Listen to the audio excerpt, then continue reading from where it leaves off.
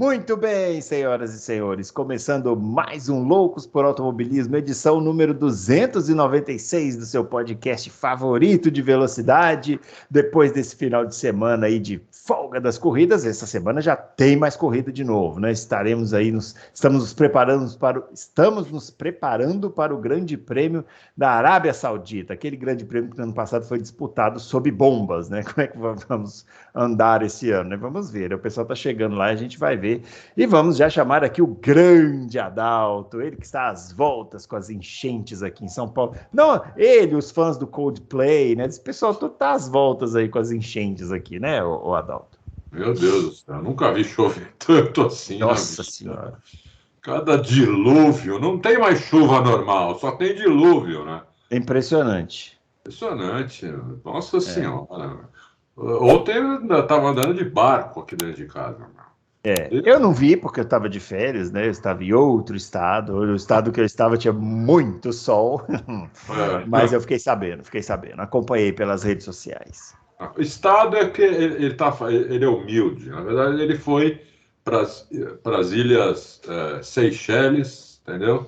Ficou naquelas casinhas em cima do mar, Sei. que custa $5.000 a diária. E não quer falar para a galera não ficar enciumada. Eu só não vou desmentir. Ele estava em outro estado etílico, em termos de sobriedade, ele estava em outro estado. Nós estamos ouvindo aqui um boi na linha, mas eu não vou rebater o que você está falando, porque eu tirei uma semana de férias que eu passei lá no Nordeste brasileiro, maravilhoso, né? O Nordeste é maravilhoso. E voltei hoje e eu tive que... Quando você passa uma semana de férias, você tem que voltar à realidade, né? E eu tive que encarar o aparato estatal. Sim, ele está sempre aí para... Eu fui renovar a minha carteira de habilitação. Olha, eu aconselho a você que está em casa entediado, né? Não tem nada para fazer, que saco. Vai renovar sua carteira de habilitação, é uma delícia. Coisa deliciosa. Você vai no guichê 1, no guichê 2, aí eles te mandam de volta no guichê 1. Aí você preenche um monte de formulário em papel, que é uma coisa moderníssima, né? Preencher formulário em papel, né? Aí, depois de tudo isso, os caras te dão 4 folhas de papel, estou aqui com elas aqui na minha frente, e te mandam pagar a taxa. Só que aceita só dinheiro e cartão de débito. Dinheiro! Eu não pego numa nota de dinheiro desde que o Johnny Herbert ganhou o Grande Prêmio da Inglaterra em 1995. Eu fui comemorar e paguei com dinheiro. É a última vez que eu usei dinheiro. O resto só cartão de crédito. Não aceita. Aí você tem que correr atrás, porque o cartão de débito que eu não uso há séculos também está vencido. Então, assim, é uma maravilha, né? O Estado, né? E aí eles falam assim, né? O pessoal vende assim, não, agora você pode ter a sua habilitação no seu celular, mas você não pode abrir mão dos papéis. Então, eu estou aqui com 4 papéis que eu preciso me livrar deles para receber a minha habilitação pelo correio. Né? Então, isso aí. Você vê, o cara que fala de automobilismo não tem nem carteira de motorista. Não, bom, não vamos nem entrar nesse assunto. Não vamos nem entrar nesse assunto, porque o outro que vai entrar aqui, melhor a gente nem entrar nesse assunto. Eu tenho a carteira de motorista, porém preciso renová-la, né? Bom, vamos chamar o Fábio Campos, que ele está aqui falando milhares de coisas aqui, ainda não apareceu, fica parecendo um fantasma, né? Vamos deixar ele entrar aqui, adentrar, ele que brilhou na função de âncora aqui, muitos elogios. Te defendi incondicionalmente, te defendi várias vezes. Nossa, só falou mal. Eu nunca vi uma coisa assim. Terminei o programa passado dizendo que teria o maior prazer em ancorar essa edição se você quisesse estender suas férias. Inclusive, disse isso. Eu vi ele falando isso. Aliás, eu quero puxar a orelha dos dois aqui. Dos dois, ao vivo, vou puxar a orelha. Já sei, é a Indy. Passaram 1h30 falando aqui do Grande Prêmio do Bahrein, o Fernando Alonso, a ultrapassagem, tudo maravilhoso. Mas não falaram da principal briga do automobilismo mundial naquele final de semana, que foi Romain Grosjean e Scott McLaughlin, que teve tudo que a gente sempre quis, né? Que é briga, porrada, bomba pra lá e tal. Não falaram nada, né? A Fórmula 1 esquecemos. Absolutamente nada, deixaram passar a Indy. Eu só vi esse lance da corrida, hein? Veja você que está no YouTube, né? O programa já tem 5 minutos, eles já falaram de chuva em São Paulo, essa mania de implementar o paulistanismo no Brasil, e já falaram de carteira, e nós somos culpados. A gente, em 5 minutos, a gente já podia estar falando da Aston Martin, do Alonso, da Mercedes, de Arábia Saudita. Só Fórmula 1, olha aí, tá vendo? Só Fórmula 1, olha lá. A Fórmula 1 não tem vez. Adalto, então, só para a gente... Vamos fazer aqui um rabicho do programa anterior. Scott McLaughlin e o Romain Grosjean. Acidente de corrida ou culpa de alguém? Ali o Grosjean foi extremamente otimista, né? Você tem uma curva ali, com uma barreira ali de 3 metros de largura, só passa um carro. Como é que ele quis fazer por fora ali? Não dá. Mas, que hora que ele ia ultrapassar também, se só tinha aquela chance que o cara estava com o pneu frio? Não, então, eu sei, mas ele foi muito otimista, porque ele achou que o cara fosse frear para ele passar. Ali não dá. Se o cara freia para o Grosjean passar ali, vem o engenheiro dele no rádio e manda ele para aquele lugar. Não, ninguém freia. Aliás, cobraram isso do Scott McLaughlin nas redes sociais, né? Porque o Grosjean tem uma torcida enorme, é uma coisa realmente chocante, né? Ele tem uma torcida assim de... Aí foram lá nas redes sociais do Scott McLaughlin, e ele falou, gente, desculpa, assim, eu estava disputando a liderança da corrida, vou deixar o cara passar? Não tem jeito. Então, por isso que eu acho que foi acidente de corrida. Vamos ver o que o Fábio Campos acha. Acidente de corrida, claro, o cara tentou passar. O benefício do sofá que é usado nesse programa. Eles querem pilotos pessimistas, aquele cara que fica atrás, assim, David Coulthard, sabe? Não vou conseguir, não vou passar nunca. O cara colocou, ele viu a chance, piloto decide num milésimo de segundo. E não deu certo. Eu vi o McLaughlin pedir mais desculpa do que o Grosjean, para falar a verdade, no pós-corrida. É que assim, aquela pista lá não tem muito ponto de ultrapassagem e a Indy é difícil ultrapassar mesmo, né? Porque a Indy não banaliza muito ultrapassagem, né? Lá o cara para ultrapassar tem que ir pro pau mesmo e se vai pro pau acaba batendo em algumas... Tem o botão. Tem o botão, mas o botão é muito bem calibrado, é muito difícil, né? Assim, não é fácil ultrapassar. O botão acaba, você não pode... E ele acaba e o que está na frente pode se defender também, né? Com o posto, né? Então... Aí os caras vê o saindo com o pneu frio, disputando a liderança da corrida, meu filho, vai para cima, não tem essa. Eu achei o Grosjean, tudo bem, tinha que ir para cima, mas por fora, naquela curva não dava. Mas se não fosse ali, não ia ser mais.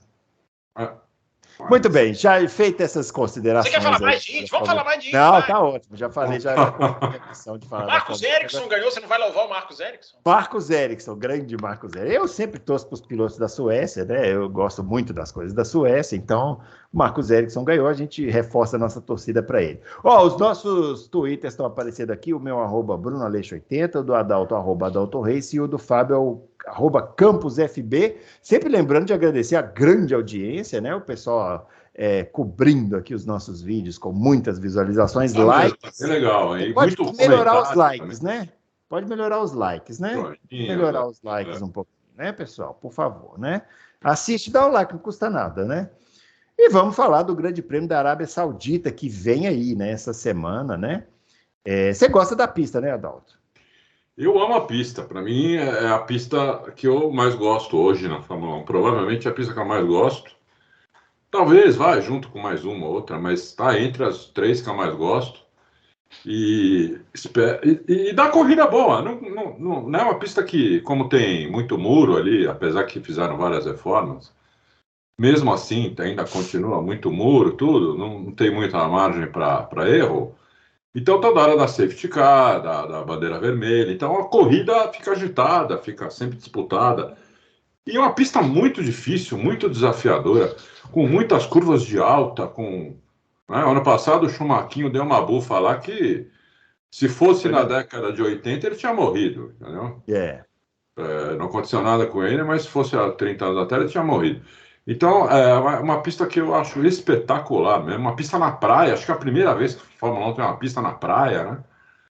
E eu adoro, e hoje a gente fez uma matéria... Aqui não é na praia, né? Tipo, na praia. Perto da praia. Menos de um quarteirão. Atrás da arquibancada ali, né?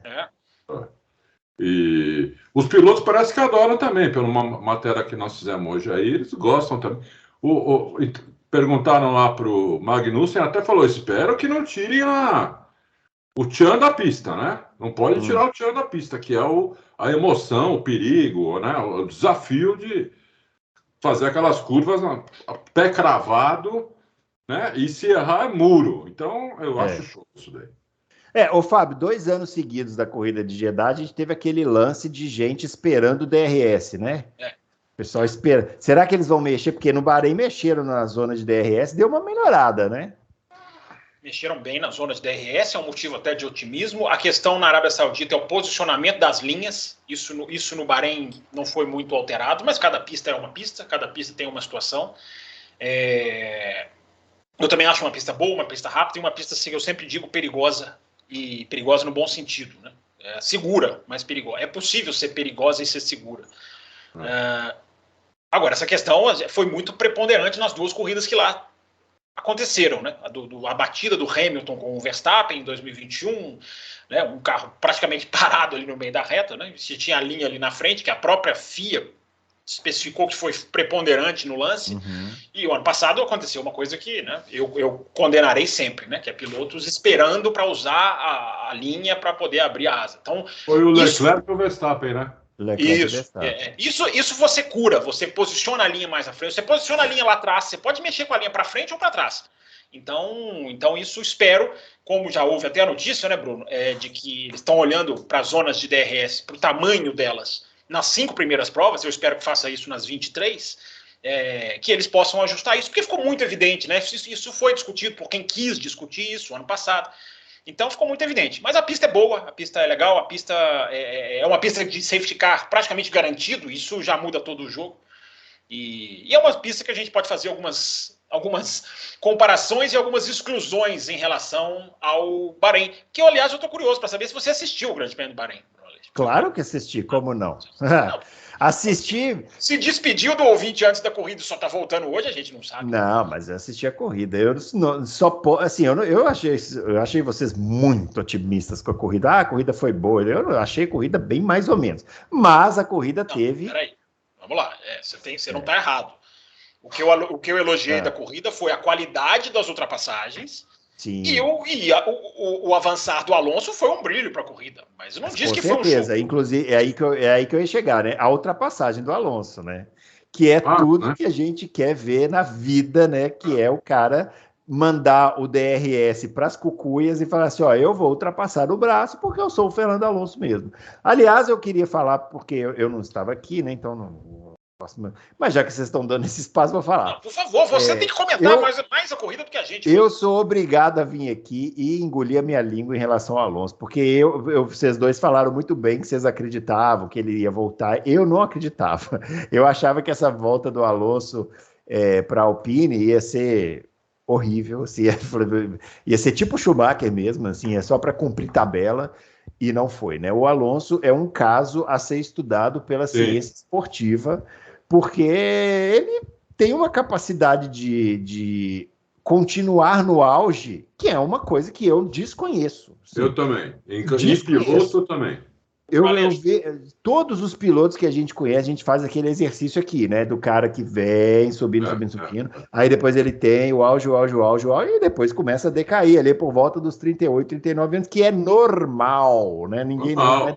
Isso é uma questão humana do atleta e tal. O Alonso não decai, o cara anda muito o tempo inteiro. E essa ultrapassagem em cima do Hamilton deve ter doído. Daqui a pouco eu vou perguntar uma coisa do Hamilton aqui para vocês.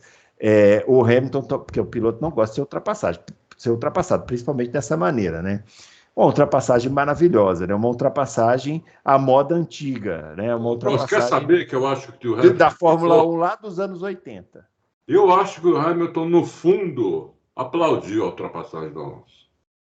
Mas ele fica com aquele, tô bem essa ultrapassagem. Porque, foi uma ultrapassagem, assim, completamente inesperada. Num lugar inesperado, de uma maneira inesperada. Inclusive, a gente teve um ouvinte que mandou pra gente no Twitter, né, o desenho, né? Esqueci agora, foi o... Foi o Mário. O Mário Designer. Ele mandou para nós o desenho ali, né, tal como o Alonso foi construindo a ultrapassagem desde a reta, né, que ele veio, foi colocando e foi obrigando o Hamilton a sair da linha ideal, né, e tal, até que ele fez o drible ali naquela curva que ninguém ultrapassa quase ali, né. Não, e ali, a hora que eu vi que o Alonso pôs por dentro, na hora eu pensei, vai perder vai o passar carro. reto. Vai passar reto, não vai conseguir fazer a curva. Eu pensei a mesma coisa, é realmente Pronto, impressionante.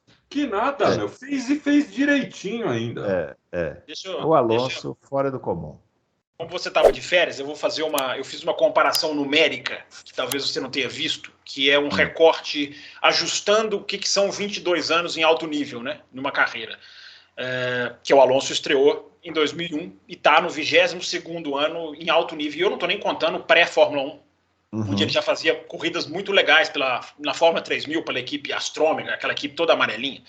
Mas o Alonso andando como ele anda, com 22 anos de carreira, 22 anos de Fórmula 1, seria o equivalente, Bruno Aleixo, a o Senna, vivo, andar em alto nível no campeonato de 2006, seria o equivalente ao Prost ou Piquet andar em alto nível no campeonato de 2002. Que coisa impressionante isso, hein? Seria equivalente ao Vettel andar em alto nível no campeonato de 2028, que a gente já viu que o Vettel não estava em alto nível, e o mais impactante é recortar e colar no Verstappen, é imaginar o Verstappen andando em alto nível no campeonato de 2037. Esse é o recorte comparativo de 22 anos que a gente pode fazer com o Fernando Alonso. É um fenômeno. Mas o mais chocante aí foi, porque aí você vai ao imaginário, né? Que é o Senna andando em alto nível no campeonato de 2006. Sim. Ou seja, 12 anos depois do último campeonato que ele disputou, que, né, foi interrompido. O Senna, o chocante é porque o Senna não teve uma carreira que acabou naturalmente, né? Ele acabou por um acidente e ele faleceu. Então você fica pensando, o Senna andando nos carrinhos de 2006 em alto nível. Que era outra Fórmula 1 em alto nível. Imaginar o Verstappen em 2037 também é impressionante. Se bem, né, Bruno, você está falando da longevidade, né? A gente tem que cada vez mais atualizar o nosso software, que as gerações que vão vir, elas vão ser cada vez menos sensíveis à idade. O Alonso talvez seja um exponencial que casa muito talento, eu até chamei, né? É o casamento talento versus longevidade maior, a maior excelência em termos de longevidade da história desse esporte, da Fórmula 1, na minha opinião. Porque a gente não vai lá atrás, a gente não vai achar isso lá atrás. Né? Você deu mas aí eu tenho uma pergunta para vocês agora. De outros esportistas. Falou do Tom Brady, falou de não lembro mais quem agora. Podemos falar do LeBron James também? Sim, eu tinha citado ele mesmo, né? Porque realmente é anormal isso, é anormal. É anormal. Mas é um novo normal. Aí eu venho a pergunta para vocês. Qual foi o tamanho do... Porque o Alonso perdeu... O Alonso fez algumas escolhas na carreira que não deram certo. Eu não vou falar que são escolhas erradas. Porque como que você fala que é errado o cara ir para a Ferrari? Exatamente. Como que você fala que é errado o cara ir para a McLaren?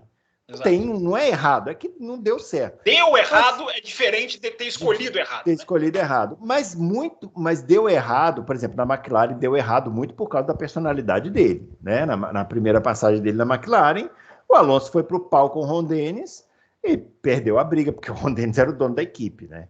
E qual foi o tamanho do prejuízo que o Alonso teve por essa postura dele em algumas equipes, assim, alguns times que ele esteve que ele poderia ter sido campeão, hein, Adalto?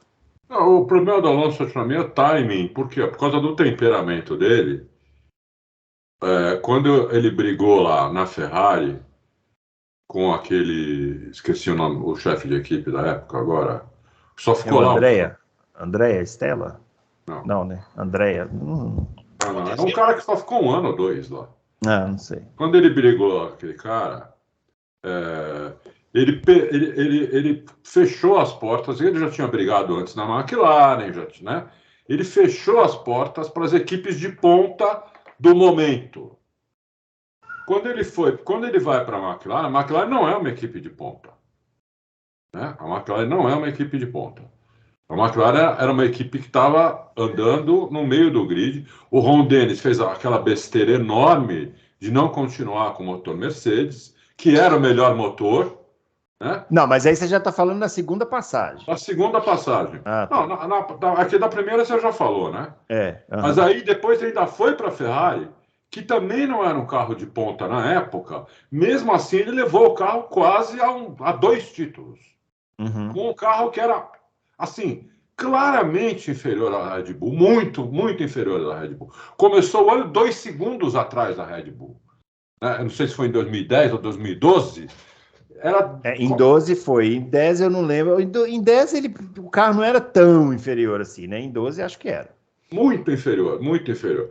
E quase levou. Aí ele começa a ir para equipes que não têm chance de vitória, de ganhar título. E agora também, ele foi porque deu uma sorte, um casamento aí, que o Lawrence Stroll, né? Que tem grana, que é grana, que a gente fala muito aqui, né? Mas a coisa mais importante no automobilismo, desde o kart, é dinheiro. Sem dinheiro você não ganha, não tem como, né? O Lawrence Stroll fez uma fábrica nova, contratou os melhores mecânicos, pegou os melhores mecânicos das equipes, contratou o aerodinamicista da Mercedes, depois contratou esse da Red Bull, que teve que ficar quase um ano sem trabalhar, né? Que esse cara, que era o braço direito lá do Adrian Newey, o cara que sabe tudo de efeito solo, e aí trouxe o Alonso com o carro desse cara. Então casou, o Alonso deu uma sorte dessa vez. Porque era para ele andar, se o Lawrence Stroll não tivesse feito essas coisas que eu falei, ele ia andar atrás. Ele ia andar atrás. Só que o carro melhorou tanto que possibilitou que o Alonso mostrar para todo mundo que ele ainda é capaz, que ele ainda, entendeu? Ele ainda guia muito. Então ele foi para frente e, na minha opinião, vai continuar andando na frente, pelo menos até a metade da temporada, ele vai continuar andando na frente. Quando eu digo na frente, é andar entre os 4, 5 primeiros, entendeu? Uhum. Eu acho que ele vai continuar andando na frente. E aí, mas Fábio perdeu uns 3, 4 títulos por causa do temperamento É isso dele. que eu queria saber, o tamanho do prejuízo. Perdeu 3, 4 títulos. O Fábio até falou, 11 pontos para o Alonso eram 3 títulos. 11 pontos colocados ali em 3 campeonatos, era mais 3 títulos para ele. Justamente por isso que eu não coloco tanto assim o peso nas escolhas, porque a gente não sabe aonde o que daria dependendo de onde ele fosse, né? O Alonso ele bateu de frente com a era Red Bull, né? A primeira era Red Bull ali. Quem tinha chance de ganhar daquela Red Bull, né? Com o Vettel naqueles 4 anos seguidos? Aonde ele iria que ele teria um destino diferente? Praticamente em lugar nenhum, só a Red Bull talvez, né? Mas o Fábio, o Alonso se ofereceu para a Red Bull, o Alonso se ofereceu para a Mercedes. E nenhuma das duas quis. A Red Bull ficou com o Vettel. Eu acho que é problema das duas. Não é, e a Mercedes pegou o Hamilton. Do Alonso. Pegar o Alonso. A Mercedes podia ter pegado o Alonso. Ele provavelmente ganharia os títulos que o Hamilton ganhou. Mas preferiu o Hamilton. Por quê? O Alonso é de um cara muito difícil de lidar. Pelo menos era, né? Não, sempre foi. Eu sempre falo, né? O Alonso jamais pode ser perdoado pelo Singapura, porque é muito difícil você dizer que ele não sabia. Você pode não conseguir acusá-lo 100%, mas você também não pode perdoá-lo 100% daquela situação. Mas é justamente isso, né? Quando um cara perde por 11 pontos, não ser pentacampeão do mundo, não é tanto a escolha, são várias outras coisas. É situação de corrida, é contexto do que aconteceu na McLaren em 2007, que eu espero que um dia a gente saiba, né? Um dia a gente vai saber o que a gente já sabe, mas um dia a gente vai saber. Então, acho que são circunstâncias. Agora, o cara é um pilotaço. O cara, na Alpine, para mim, já estava mostrando. Eu sempre disse, cara, eu não entendo a Alpine renovar 3 anos com o Ocon, tendo o Alonso, não é criticar o Ocon, é tendo o Alonso ao lado. Né? Praticamente, ela barganhou com o Alonso, ela não sabia que o Alonso ia chutar a porta, mas ela barganhou. Você não acha que a Alpine estava como eu, achando que não ia dar certo? Pois é, mas os caras estão... Porque a questão central foi, o Alonso queria um contrato longo e a Alpine falou, não te dou um contrato longo, te dou um contrato de 1 ano e se vira com isso. Eu falei, então vou embora. Será que os caras não estavam pensando que, mais de 1 ano esse cara não vai aguentar? Porque eu estava pensando, eu achava que não ia, mas agora eu já não digo mais. Falar assim como eu vou renovar com o Alonso até 50 anos, eu falo, beleza, renova mesmo. Mas aí a equipe tem maneiras de lidar com isso que ela não lidou. O que ela faz? Primeiro que ela está vendo os dados e ela está vendo que o cara está rendendo. Né? Não é possível que ela não estava vendo isso. Né? Várias corridas que ele fez. E você se protege disso, Bruno, com um contrato de produtividade. Você fala pro cara, se você quer ficar, você vai ficar. Mas se você ficar atrás do Ocon em tantos qualifies, se você tomar... Aí você se protege da idade. Agora, eu acho que o erro da Alpine, talvez tenha sido o seu, é achar que o número vai falar mais alto do que o biológico. O biológico supera os números, 41, 42. O esporte vai nos mostrar isso cada vez mais. A longevidade veio para ficar. Né? Olha o trocadilho, né? A longevidade veio para ficar. Olha aqui. Gostei. Muito bem. E, para fechar, Fernando Alonso na Arábia Saudita. Vai brigar pela vitória ou ainda é cedo? Diria Renato Russo, ainda é cedo. Pela vitória eu acho muito otimista. Mas vai brigar, no mínimo, pelo pódio de novo. Pelo terceiro lugar, eu acho que ele vai brigar, com certeza. Pela vitória eu acho um pouco otimista. Eu acho diferente do Adalto, a gente já discutiu isso aqui. Eu acho, primeiro, né, a Aston Martin é o grande sabor dessa temporada, né, até aqui, uma corrida só. Mas o gostinho da temporada, se você tira a Aston Martin da prova no Bahrein, a negatividade já está tão maior, porque a negatividade já é grande, né? Porque, pelo que aconteceu, pelo tamanho da vitória da Red Bull, pelo desmoronamento de Ferrari e Mercedes no pós-corrida, e pela percepção que vem de 2022. Então, a Aston Martin é um sabor, eu diria até necessário para a Fórmula 1. Tem vários aspectos do crescimento da Aston Martin que a gente pode abordar. Né? Eu acho que o principal deles é mostrar para o mundo inteiro, para mostrar para a McLaren, mostrar para a Williams, mostrar para a Audi, que dá sim. A gente fica muito nesse negócio, né? A equipe de meio de pelotão, não vamos cobrar não. Tadinha da McLaren, não tem túnel de vento, tadinho. Cara, dá para você fazer alguma coisa. Dá para você ser mais competente. E o regulamento, esse regulamento vai dar frutos, cara. Esse regulamento do túnel de vento, esse regulamento do limite de gasto, ele vai dar fruto, ele vai fazer uma Fórmula 1 diferente. Lógico que vai. Então, eu estou dizendo tudo isso, estou fazendo todo esse elogio para a Aston Martin, dizendo que é uma delícia. Eu até chamei ontem de equipe queridinha da Fórmula 1, e tem que ser mesmo, porque merece. Até porque é a ex-Jordan, né? É o time de Silverstone. Isso sim. Aí você falou ao meu coração. Todo mundo gosta, né? A Force India era uma equipe simpática. Enfim, todo mundo gosta. Mas eu estou dizendo tudo isso para dizer que eu não espero que eles façam na Arábia Saudita o que eles fizeram no Bahrein. Por que eu não espero? Não estou dizendo que eles vão mal, não estou dizendo que eles vão cair. Eu acho que eles vão estar ali, ombro a ombro com Ferrari, com Mercedes. A gente não sabe onde vão estar essas duas. Mas vai disputar pódio. Ok, até aí eu acho que a gente pode... Eu só não espero que ela supere, porque a Aston Martin foi o segundo melhor carro do Bahrein. Né? A gente já bateu esse martelo. Eu não espero que ela seja o segundo melhor carro na Arábia Saudita. É só até aí que eu não vou. Por que eu não vou? Não é otimismo, não é achismo, embora isso tudo que eu estou falando aqui seja mais até teórico. Porque os elementos que eu vi, onde ela brilhou no Bahrein, não serão replicados na Arábia Saudita. Que é o desgaste de pneus, que ela cuidou muito bem. Você vê o tipo de ataque que o Alonso faz aos seus rivais. E o final, ele faz isso tudo no final da prova, da metade final da prova. A Aston Martin não teve velocidade final de reta. Isso vai ser importante na Arábia Saudita. A Aston Martin não fez um qualifying como fez a corrida. Então, esses elementos, eu sou obrigado a dizer que eu não enxergo eles fazendo a mesma coisa. Mas eu posso ser surpreendido, porque a gente não sabe ainda vários fatores da Fórmula 1 que nós vamos descobrir a partir da Arábia Saudita. Como, por exemplo, a sensibilidade dos carros ao vento, a um asfalto mais livre, a uma temperatura diferente, embora pareça que vai estar muito calor. Então, eu não espero, não estou dizendo que não vão fazer. Se fizerem, vai ser excelente, porque vai mostrar o alto nível do projeto que eles implementaram para esse ano, que já é elogiado. Eu acho que tem chance de eles fazerem por razões técnicas também. Eu acho o seguinte, eles vão poder, como eles desgastam menos pneu, eles vão poder fazer uma estratégia mais agressiva do que eles fizeram, talvez, no Bahrein. Mas a Ferrari também vai poder. Andando com pneu mais macio, como fez a Red Bull no Bahrein, só a Red Bull fez isso. Agora a gente já viu que dá para a Aston Martin fazer isso também. Então, eu acho que eles vão fazer uma estratégia de pneu melhor e acho que vão pôr um pouco menos de asa traseira do que eles colocariam normalmente. Porque lá no Bahrein, o que deu para ver foi que o Alonso e o ídolo, sem esquecer do ídolo, hein? Esse tá fazendo açúcar. Uma mão só chegou a ver. Uma mão só. Eu acho que eles vão colocar um pouquinho menos de asa traseira para o carro caminhar mais de reta. Não, você está certíssimo, só que todo mundo vai fazer isso. Todo mundo vai poder usar mais os pneus, todo mundo vai poder forçar, todo mundo vai poder tirar asa. Por isso que eu não aposto, entendeu? Não, mas todo mundo vai fazer isso, mas todo mundo vai sofrer mais que eles, pelo que a gente viu no Bahrein, porque eles consomem menos pneus do que os outros. Pois é, eles estão num consumo de pneu parecido com o da Red Bull, que não é a mesma coisa da Mercedes e da Ferrari, que consomem mais pneu que eles. Entendeu? Então, não sei, por isso que eu acho que talvez eles tenham essa vantagem. Ok, mas o nível de consumo no Bahrein é completamente diferente. A gente vai ter um detalhe técnico muito fundamental que pode embaralhar tudo, pode melhorar muito a Ferrari, pode melhorar muito a Mercedes, que é o tal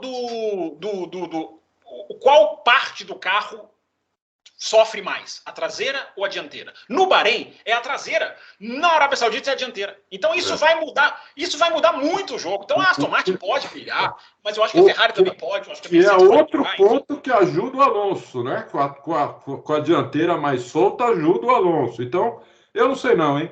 Eu não sei não.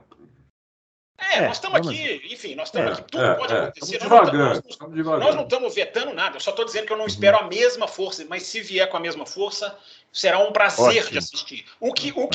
A questão da força, né, Bruno Larios, que mais me chama a atenção é a força da Red Bull. Essa a gente sai, né, de uma expectativa de pré-temporada de disputa e agora a gente vai para a Arábia Saudita eu pelo menos fico com a pergunta, a diferença vai ser média, grande ou estilo Bahrein, que é avassaladora, que é aniquiladora? Essa é uma das perguntas, né? Eu estou conformado que a gente vai passar mais um ano tendo que esperar qual corrida que o Verstappen vai ser campeão. Assim, infelizmente, né? Não gostaria de estar assim, mas eu estou. Porque eu achei muito... eu achei o desempenho da Red Bull no Bahrein avassalador. Eu acho que eles nem...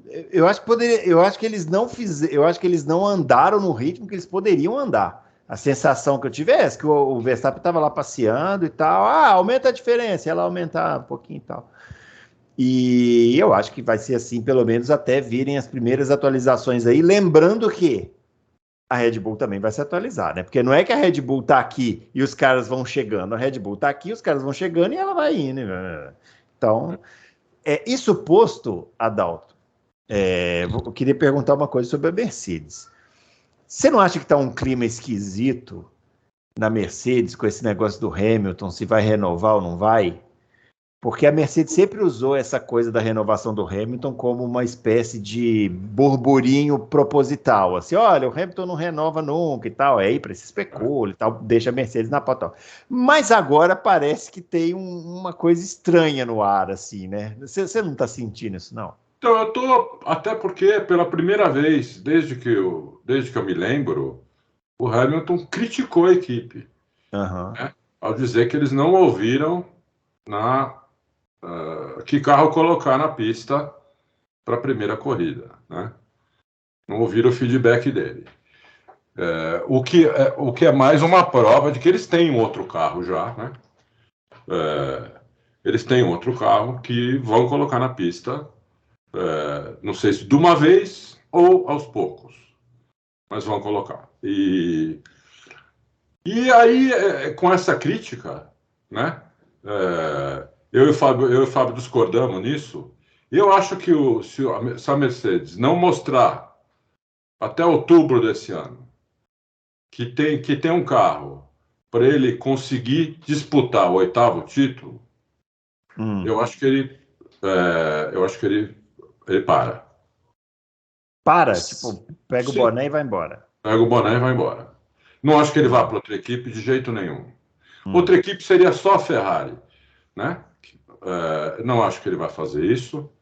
Eu acho que ele para. O Hamilton tem outros interesses na vida, a gente está vendo isso, né? Ele tem vários interesses aí. Também está velho, também está com 38 anos, né? São só 4 anos a menos que o Alonso. Você acha que isso é velho mesmo? Eu não acho. Aí você humilhou nós. Velho não. Velho para um esporte de alto nível. Não dá para a gente comparar ele com o Alonso, porque o Alonso é fora da curva. Então, isso que eu ia falar. Mas ele não é fora da curva? Né? Ele não o Alonso é totalmente fora da curva. Mas o Hamilton não é fora da curva? Não, o Hamilton é fora da curva no talento. Mas não é o talento que vai determinar ele sair ou não. Não é isso.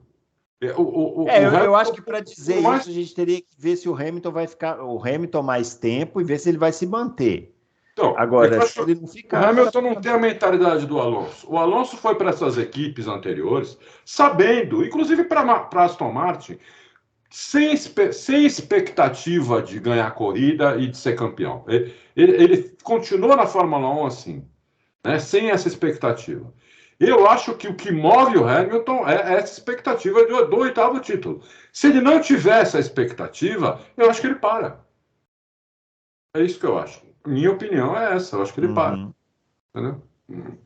E você, Fábio, você também acha... Eu acho que o clima está muito estranho na Mercedes. Não sei dizer. Assim, Bruno, sabe o que eu acho, cara? Eu acho que a gente amplifica demais, assim, algumas coisas. Ele criticou a equipe, sim, concordo com o Adalto, não é uma postura dele, ele sempre foi um cara nós, né? Nosso time, vamos, nós trabalhamos, nós somos unidos, nós funcionamos bem. Ele sempre foi. Ele não foi isso após o Bahrein. Agora, eu não vou a ponto de chegar e dizer que ele está ameaçado. Eu vi jornalista brasileiro, a ira de Hamilton, eu não acho que o Hamilton esteja irado. Mas assim, um saco ele está mais sem paciência. Eu acho que rola de colocar. Eu não estou discordando de você não, Bruno. Ele está mais sem paciência. E a reação da Mercedes como um todo no Bahrein me assustou mais do que a performance da Mercedes.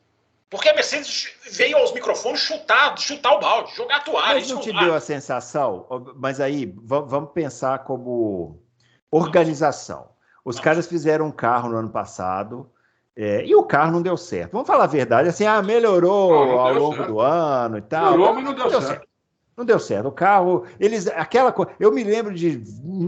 Acho que, sei lá quantos podcasts a gente chegou. Agora a Mercedes achou o carro. Aí não achou. Agora vai achar. Eu não falava isso, não.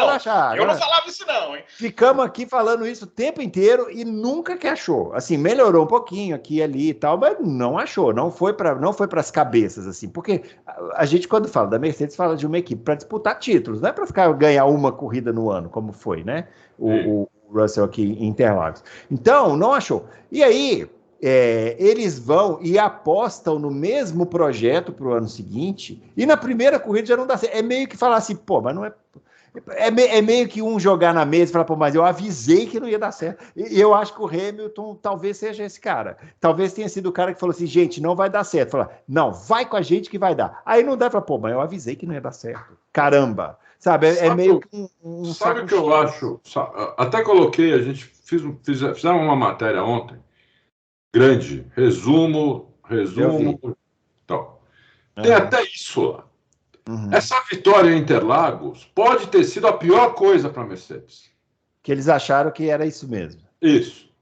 Entendeu? Porque foi uma vitória, não foi uma vitória achada, não foi uma vitória que quebraram os outros carros, que teve bandeira vermelha. Não, foi vitória, foi, inclusive dobradinha. Né? Foi desempenho. Esse desempenho, eu acho que foi a pior coisa que podia ter acontecido com eles.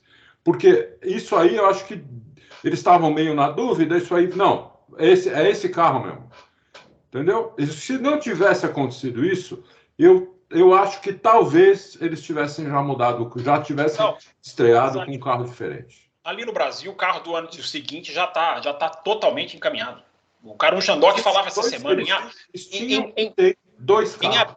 Em abril, mas não dá para ter dois carros hoje, com as limitações, não dá para o cara trabalhar dois projetos simultâneos. Mas eles têm. Estou falando de junho do ano passado. Eles têm. O Karun Chandok falou, né? Em abril, ele falou essa semana, ele falou, em abril, cara, você já precisa passar para o seu departamento técnico os parâmetros do carro. Não é o carro pronto, não é o desenho do carro, mas os parâmetros do carro. Esse carro vai focar mais aqui, a traseira, a suspensão vai ser assim, vai ser push rod, vai ser pull rod.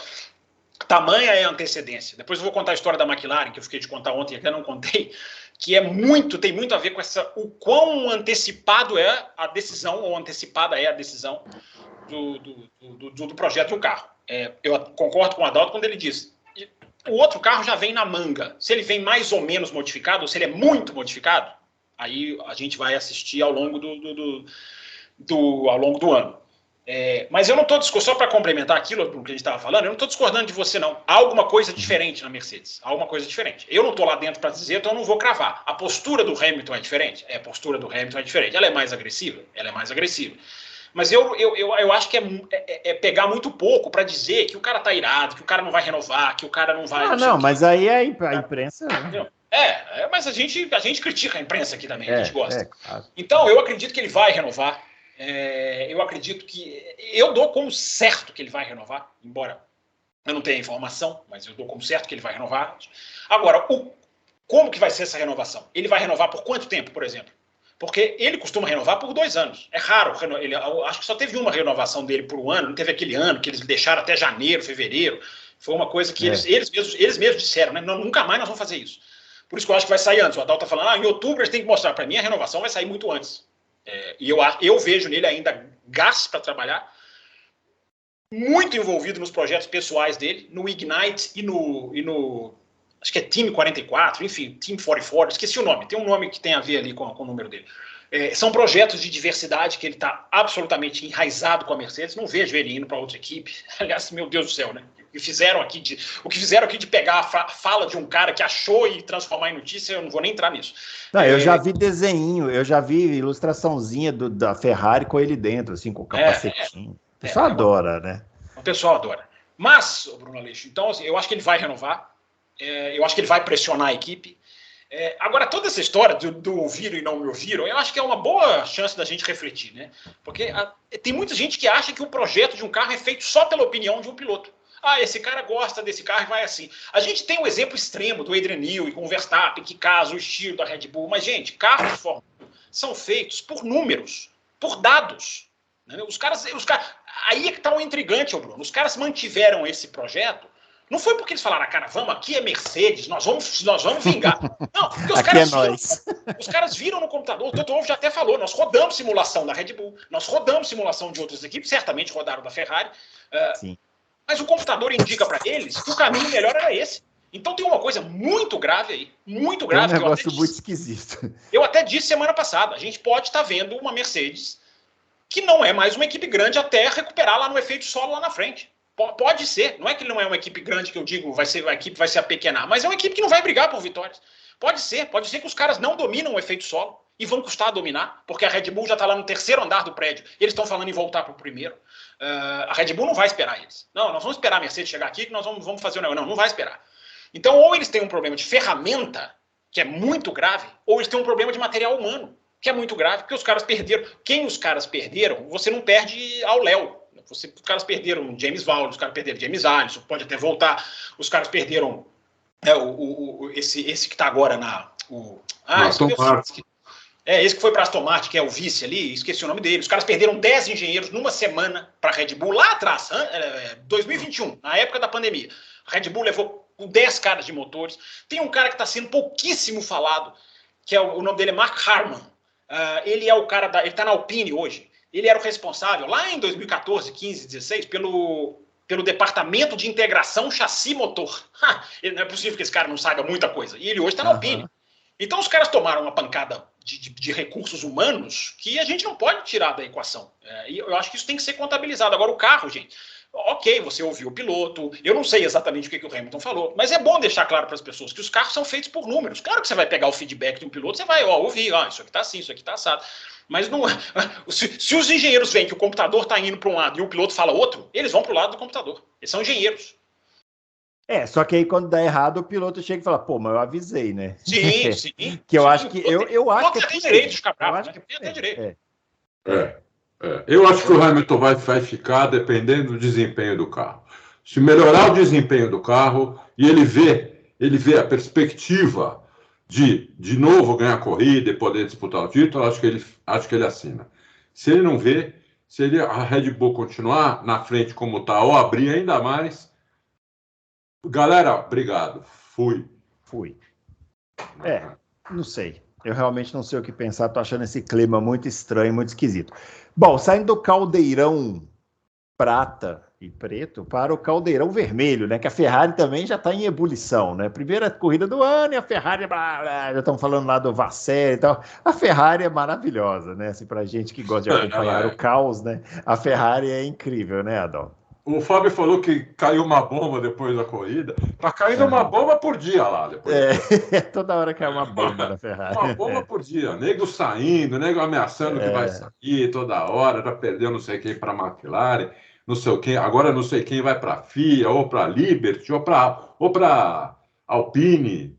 O cara lá, o Max, recebeu, parece que proposta da Liberty, da FIA e da Alpine.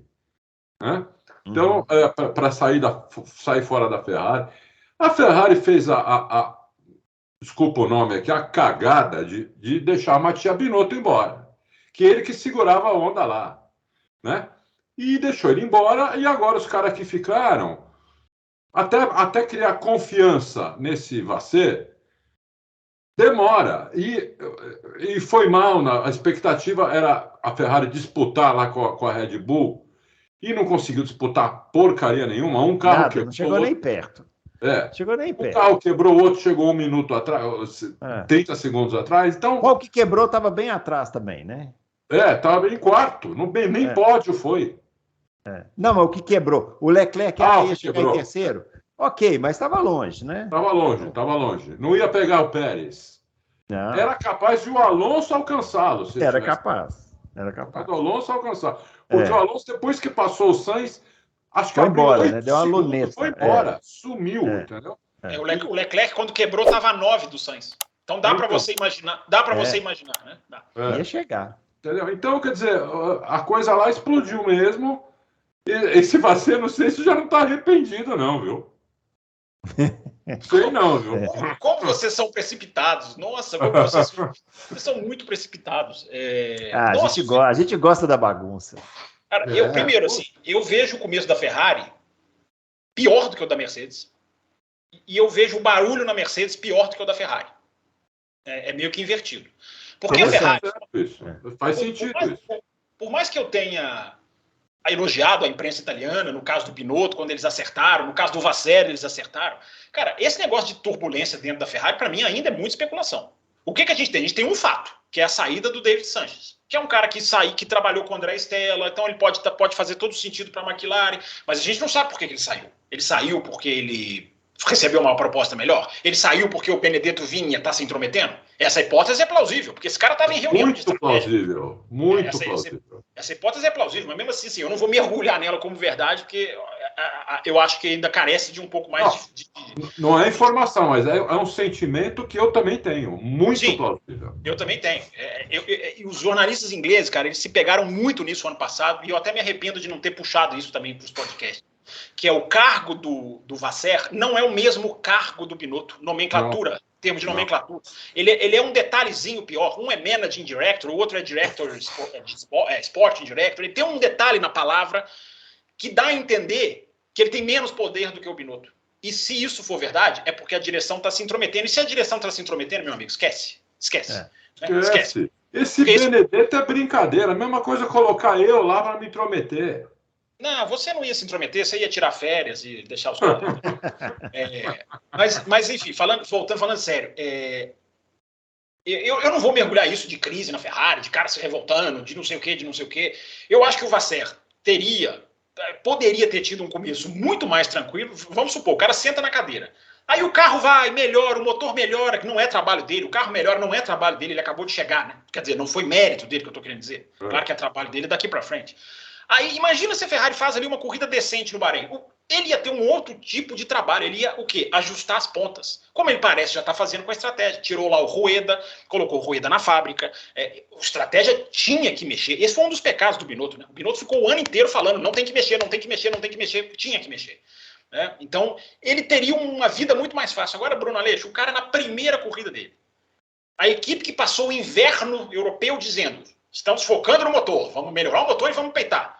Não só não peita, como o motor quebra. É muito fracasso. Então, mas aí não entra também uma coisa que tem muito na Ferrari, muito, que é essa produção desenfreada de fatos que não se comprovam, e todo mundo sabe que não vão se comprovar. Por exemplo, mas esse negócio do motor italiana. Esse negócio do motor, as pessoas falaram, a Ferrari vai ter o motor que é...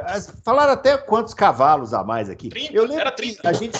Eu lembro que a gente sentou e falou assim, a gente falou isso aqui no programa, desse jeito, falou assim, ó, nunca na história da Fórmula 1 uma equipe conseguiu esse número de cavalos aí de um ano para o outro, nunca na história. Por que a Ferrari vai conseguir? Não vai... Porque não consegue. É porque tinha um negócio, Bruno, que eles estariam voltando para a potência do motor, que eles baixaram o ano passado. Quando quebraram em Baku e Espanha, 2 finais de semana seguidos, os caras baixaram. Isso é informação. Isso é informação. Dal também deve ter essa informação. Falamos. Então, Bruno Aleixo, seria, só para cair nesse seu raciocínio, não seria ganhar 30 cavalos, seria simplesmente liberá-los. Nós vamos corrigir o problema de confiabilidade e vamos voltar a poder correr no volume máximo, no limite máximo. Voltaram, tomaram uma coisa acachapante. Eu até perguntei para o Adalto aqui, eu fui um âncora substituto de respeito. Eu até perguntei para o Adalto, o que te preocupa mais? É o motor que quebra na primeira corrida de uma férias que se focou no motor, ou é o motor sendo despejado e não chegar nem perto da Red Bull? Por isso que eu acho que o que aconteceu com a Ferrari é mais grave do que o que aconteceu com a Mercedes. Porque a Mercedes a gente já vem falando, quem analisa com um pouco de pé no chão, falou o ano passado inteiro. Enquanto você está corrigindo problemas, os outros estão desenvolvendo. E claro que a Mercedes ia pagar essa conta. Evidente que a Mercedes ia pagar essa conta. Então ela começou pagando essa conta. O problema da Mercedes, gente, pode ser simplesmente um carro juvenil ainda. Um carro que ainda está no primeiro andar. O carro pode ter uma margem longa para desenvolvimento, por isso que me assusta a reação da Mercedes de, olha, não vale mais nada, nós vamos fazer outro, isso aqui foi um erro, ninguém me ouviu. A reação da Mercedes é tão fora do comum que os caras fizeram uma carta. Tem que ver também se não está fazendo... nós vamos nos unir, nós não estamos desunidos. A Mercedes fazendo uma carta para explicar ela própria. É muito diferente. Agora, a Ferrari... E também não é um pouco de fumaça, não? Tem que ver, né? Pode ser, eu sempre fico atento com essas cortinas de fumaça. Eu até coloquei isso na semana passada. Será que eles já não sabiam tudo, né? Que esse carro não dava certo, que o outro carro é que vai ser... E ao invés de serem francos como a McLaren, que lançou o carro dizendo, olha, o carro não é esse, tá? Nós estamos lançando esse carro aqui, ele é laranja, bonitinho, olha aqui o chrome, mas ele não é esse carro. Vai ser outro. A Mercedes parece que veio assim, vamos mostrar para o mundo que ele não é, né? E vamos falar, mas até isso é um erro, né, Adalto? Até isso é um erro, porque perceberam muito tarde, e é o que eu acabei de falar. Ou eles têm um problema de ferramenta, ou eles têm um problema de material humano que pode ser muito difícil de você reverter. Mas, enfim, os caras podem fazer lá igual a Aston Martin, muda o projeto, acerta e vai. Pode acontecer, não tem ninguém descartando nada. Mas eu acho que a Ferrari é mais grave, Bruno. Eu acho que a Ferrari eu não vou entrar nas especulações, vou esperar para ver. Acho que um diretor sair... É porque a gente vive numa era também, né, Bruno? Que assim, um diretor saiu, parece que não é? Nossa, saiu o treinador do time de futebol. Gente, o diretor sai e volta toda hora. Diretor troca toda hora. Só que hoje em dia, com mais mídia, com rede social, com acompanhamento, uma lupa muito maior, parece que é uma crise. Eu vou esperar para ver. Porque esse cara pode ter saído porque recebeu uma proposta melhor. Ou ele pode até ter saído também, porque ele pensou assim, não, o Binotto saiu, eu estou aqui não sei quantos anos, não me promoveram, eu vou sair. Pode ser uma decisão pessoal. Isso acontece. O cara espera ser promovido. Gente, a Ferrari não tem diretor técnico até agora. Eu pergunto para o Adalto, você quer ser diretor técnico da Ferrari, já que você se ofereceu aí para trabalhar na Ferrari? Obrigado. Ajuda lá os caras. Muito obrigado. Ajuda os homens lá. Não tem diretor técnico, que era o Binotto também. Né? Sim. Então, realmente a situação da Ferrari... Realmente. Mas vamos ver. Realmente. Essa foi boa. Realmente. Vamos ver na Arábia Saudita. Eu espero que lá as coisas sejam um pouco diferentes. Eu acho que para a Ferrari... eu acho que para a Ferrari vai mudar muito o jogo. Uma pista oposta, não só na questão do asfalto, como no traçado, entendeu? Um monte de curva de alta... que não tem no Bahrein. No Bahrein não tem curva de alta, tem uma curva de alta, entendeu? Então, quer dizer... Adalto, tem um detalhe que muita gente está se esquecendo.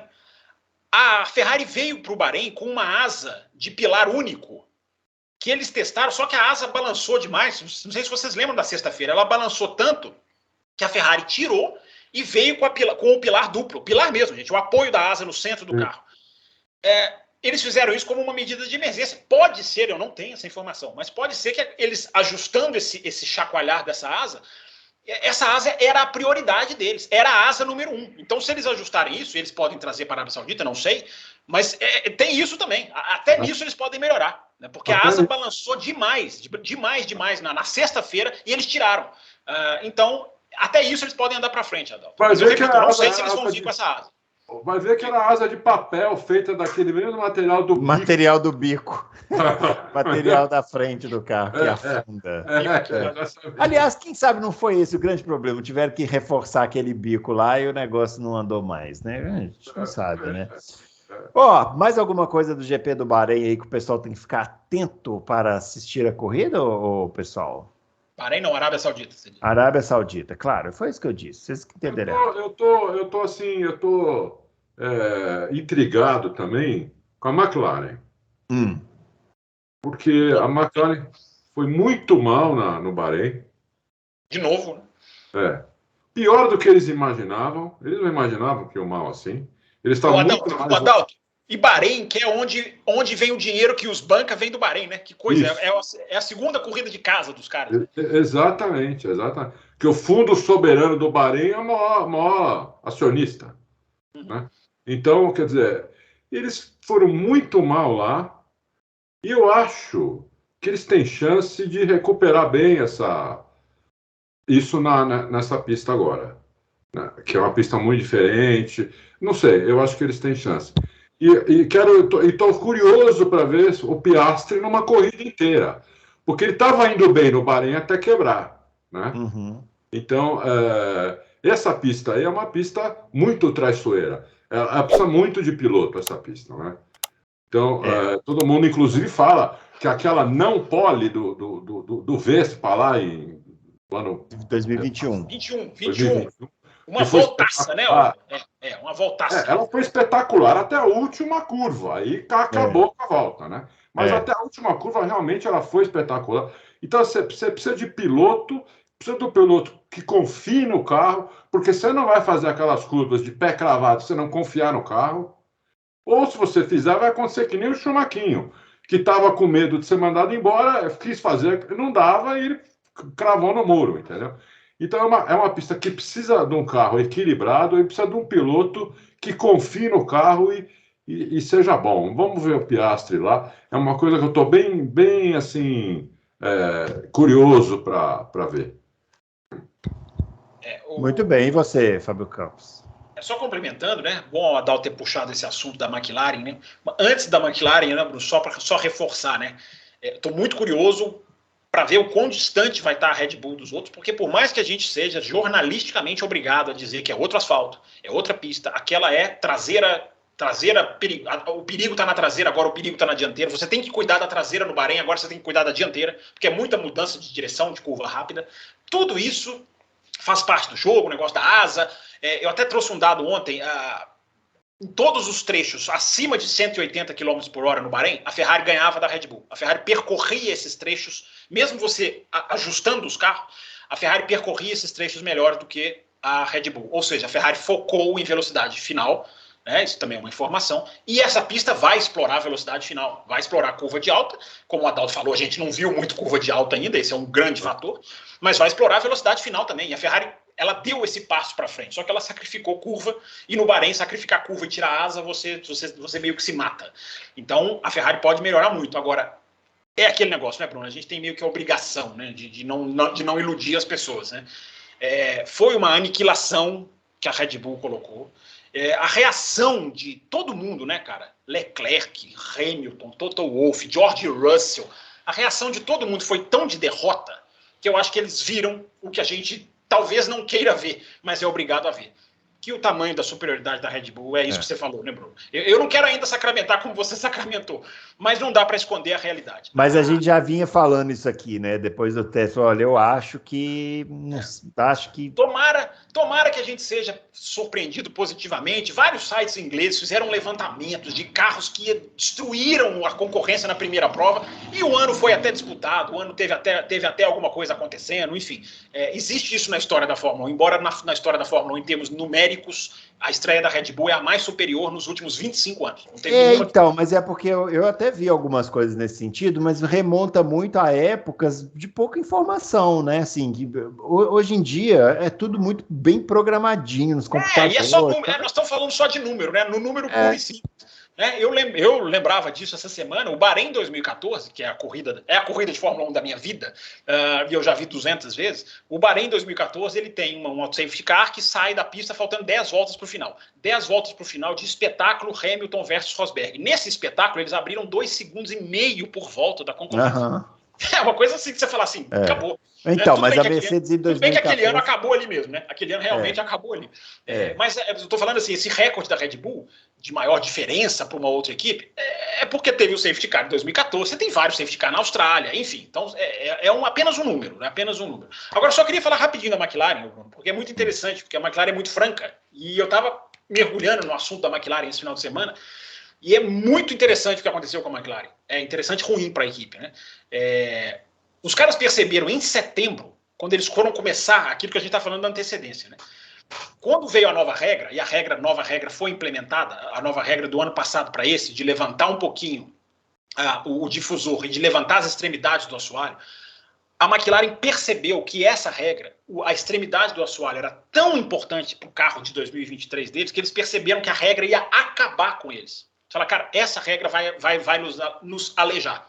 Nós não vamos conseguir lidar com essa regra, como a Red Bull está lidando. Aliás, a Red Bull estava vendo o desenho, né? Eles já criaram quase que uma mini asa no assoalho. Eles têm quase uma asinha. Reparem para vocês verem, esses dois. Eles têm quase que uma asinha no assoalho, pretinha ali, né? As soluções que os caras vão. E a McLaren chegou à conclusão de que não vai dar. Só que em setembro o carro já estava tão avançado de 2023 que eles tiveram que dividir. Eles tiveram que separar e focar num carro novo. Por isso eles estreiam nesse ano, desde o lançamento, dizendo que o carro não é esse. Mas é muito curioso como foram as novas regras, na hora que eles foram analisar o impacto de 15 milímetros para cima, que eles falaram, cara, isso vai acabar com a gente. Nós temos que jogar esse carro fora. E a antecedência é tão grande na Fórmula 1 que até agora o carro ainda não está o carro pronto de 2023, eles estão correndo com um carro híbrido. Então é muito interessante colocar isso. Não é aliviar para a equipe, eles erraram e, como eu falei, né, a Aston Martin é um tapa na cara, né, de equipes como a McLaren, como a Alfa Romeo, como a Williams, né, mostra que com competência dá para se fazer alguma coisa, né, que elas corram atrás e façam isso. Muito bem, é isso aí. Ó, a gente volta então na próxima quinta com as perguntas, né? Perguntas sobre a Arábia Saudita. Caprichem aí. Já estamos acabando o programa? Já? Sim, sim. Por favor, né? Você não quer falar um pouquinho mais da Índia? A gente não falou da Índia ainda, hein? Não, já falamos tudo que precisava. Falamos sobre a grande disputa entre o Grosjean e McLaughlin e a grande vitória do grande Marcus Ericsson. Esse sim, então, mais uma vez, o líder do campeonato da Fórmula Indy. Vamos ver quanto tempo vai durar. No ano passado durou muito. A gente ficou aqui falando, mas durou. Fala. Eu acho que esse ano ele é candidato, viu? Porque a Ganassi vem, ele tá bem ali, viu? Mas o Grosjean também é candidato. Ele andou bem nesse final de semana. Teve um acidente, mas o que vai fazer, né? Acontece. O Grosjean, ele é um cara que na Indy está fazendo as mesmas coisas que fazia na Fórmula 1. Ele sempre foi rápido, o Grosjean. O Grosjean é um piloto rápido. Isso aí ninguém tira isso dele. Ele é muito rápido. Só que dá tilt no Grosjean. Dá tilt. Assim, a cada 3 corridas ele tem um tilt. Entendeu? Então, isso na Fórmula 1 é imperdoável. Na Indy é mais aceitável. Porque você tem mais pilotos lá que dão tilt. Né? Você vai deixar isso, Bruno? Você vai deixar isso? Não, eu tô tão feliz que a gente começou o programa falando de Fórmula Indy, estamos terminando falando de Fórmula Indy, que eu vou deixar ele falar o que ele quiser falar. Não, até aquele lá que é super bem cotado, falaram até aí pra Fórmula 1, ele tem tilt. Colton Herta. Teve esse final de semana, né? Então, ele tem tilt, entendeu? Então, né? Na verdade... Visitar o nosso amigo Muro nesse final de semana. Na verdade, o normal para 99% dos pilotos é ter esses tilts. É ter esses tilts. É que na Fórmula 1 é tão pinçado os caras para chegar lá que a gente vê menos tilt, mas tem também os tilts lá às vezes, né? Mas eu acho que está sendo injusto. Você está falando que ele foi tentar ultrapassar, foi tilt? Tilt é o que ele teve na Fórmula 1 quando ele rodou em volta de apresentação, bandeira amarela. Isso é tilt. O cara está disputando a liderança, é tilt. Mas tentar ultrapassar, meu. Que isso? Que absurdo. Ele foi tentar ultrapassar onde não dava. E olha que eu fiz assim, eu pus a mão e falei, não, Grosjean, não, assim não. Era isso, ali é o seguinte, ó, ali ninguém vai abrir mão. Olha que legal, estamos terminando com a mesma discussão que a gente começou. Ali ninguém vai abrir mão, entendeu? Vai tentar ganhar a corrida de qualquer maneira.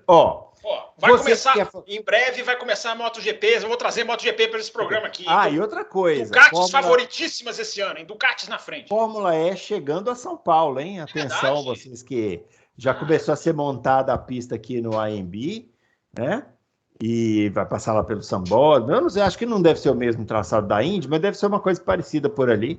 E vai no dia 25, né? 25 de março, 25 de março. 25 de março, isso aí. 11 dias da gravação desse programa. Agora, vocês dois têm obrigação de ir, né? Porque esses dois, meu ouvinte, cobre desses dois irem, nem que seja num dia lá para ver a Fórmula E. Vamos, Adalto, vamos nós dois. Ela corra num dia, tudo no mesmo dia. 25 de março é aniversário do meu filho mais novo. Você vai levar ele para ver a Fórmula E. Esses dois abrem um programa falando do trânsito de São Paulo, da padaria de São Paulo, do clima de São Paulo. Se eles não usarem isso, ouvinte, cobre. Porque o Brasil não é São Paulo. Ora, bom. Não mesmo.